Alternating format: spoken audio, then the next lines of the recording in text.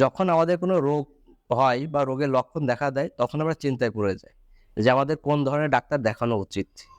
আমি একজন বক্ষব্যাধি বিশেষজ্ঞ হিসেবে আজকে আপনাদের বলব, কখন আপনি একজন বক্ষব্যাধি বিশেষজ্ঞ ডাক্তারের পরামর্শ নেবেন। প্রথম যে লক্ষণের কথাটা বলব সেটা হচ্ছে কাশি। কাশিতে ভোগে না এমন মানুষ পৃথিবীতে পাওয়া খুবই দুষ্কর। আমরা আমাদের জীবনে কোনো না কোনো সময় কাশিতে আক্রান্ত হয়েছি। এই কাশি বিভিন্ন ধরনের হতে পারে। একটা হচ্ছে স্বল্পমেয়াদী কাশি, কোনো সময় দীর্ঘমেয়াদী কাশি, অথবা অনেক সময় শুকনো কাশি হয়, আবার কাশির সাথে কফ ওঠে। যদি আপনার কাশি থাকে, কাশির সাথে যদি কফ ওঠে, তাহলে আপনাকে অবশ্যই একজন বক্ষব্যাধি ডাক্তারের পরামর্শ নেওয়া উচিত। ২ নম্বর হচ্ছে শ্বাসকষ্ট।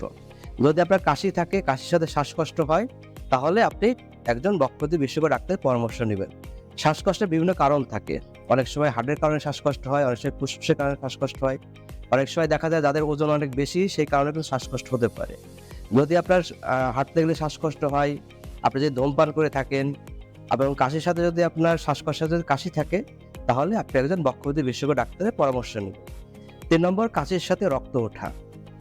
কাশির সাথে রক্ত ওঠা আমরা সবসময়ই খারাপ চিন্তা করে থাকি। এটা অনেক সময় টিবির কারণে হতে পারে, অনেক সময় ফুসফুসের ক্যান্সারের কারণে হতে পারে, বা অন্য কোনো কারণেও হতে পারে। যদি কাশির সাথে আপনার রক্ত ওঠে, তাহলে অবশ্যই আপনি একজন বক্ষব্যাধি বিশেষজ্ঞ ডাক্তারের পরামর্শ নেবেন। ৪ নম্বর যে লক্ষণের কথাটা বলবো সেটা হচ্ছে বুকে ব্যথা।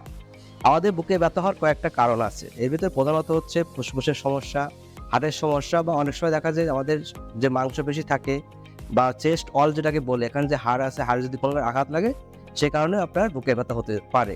যদি আপনার জ্বর থাকে, জ্বরের সাথে কাশি থাকে এবং কাশি দিলে যদি আপনার বুকে ব্যথা হয়, তাহলে আপনি একজন বক্ষব্যাধি বিশেষজ্ঞ ডাক্তারের পরামর্শ নেবেন। আমরা অনেক সময় রোগী পাই যে রোগীরা বলে, স্যার আমার তো সকালবেলা ঘুম থেকে উঠে নাক দিয়ে পানি পড়ে এবং আমি অনেকবার হাসি দিই। যদি আপনার নাক দিয়ে পানি পড়ে এবং আপনি যদি অনেকবার হাসি দেন, তাহলে এটা মেইনলি করে আপনার অ্যালার্জিক রাইনাইটিস আছে, এবং যাদের এই অ্যালার্জিক রাইনাইটিস থাকে, তাদের একটা মেজর পোর্শনে দেখা যায় যে পরবর্তীতে অ্যাজমা ডেভেলপ করে। যদি আপনার বুকে সকালবেলা ঘুম থেকে ওঠার পরে বা ধুলাবালিতে গেলে নাক দিয়ে পানি পড়ে, অথবা হাসি হয়, বা হাসি দেওয়ার সময় যদি বুকে শব্দ হয়, তাহলে আপনি একজন বক্ষব্যাধি বিশেষজ্ঞ ডাক্তারের পরামর্শ নেবেন। পরের যে লক্ষণের কথাটা বলবো সেটা হচ্ছে বুকে শব্দ হওয়া বা বুকে বাঁশির মতো আওয়াজ হওয়া। যদি কারোর বুকে শব্দ হয় বা বাঁশির মতো আওয়াজ হয়, তাহলে দেখা যায় যে এটা অনেক সময় অ্যাজমার লক্ষণ প্রকাশ করে। এটা অ্যাজমা বাদে অন্যান্য কারণে হতে পারে। তবে যদি কোনো সময় বুকে শব্দ হয় বা বুকে বাঁশির মতো আওয়াজ হয়, তাহলে আপনি একজন বক্ষব্যাধি বিশেষজ্ঞ ডাক্তারের পরামর্শ নেবেন। পরের যে লক্ষণের কথাটা বলবো সেটা হচ্ছে নাক ডাকা। আমরা অনেকে নাক ডাকি। আমরা মনে করি যে নাক ডাকা মানে সে সুখে নিদ্রা দিচ্ছে, সুখনিদ্রা বলি যাকে। কিন্তু অনেকেই দেখা যায় যে যাদের স্বাস্থ্য অনেক ভালো, যারা একটু মোটা হয়, তাদের ওজন অনেক বেশি, তারা দেখা যাচ্ছে ঘুমের ভিতরে নাক ডাকে। এবং অনেক সময় নাক ডাকতে তাদের শ্বাস বন্ধ হয়ে যায় এবং তাদের দেখা যায় তারা সারাদিনই ক্লান্ত থাকে এবং ক্লান্তি বোধ করে, অথবা সারাদিন ঝিমাইতে থাকে।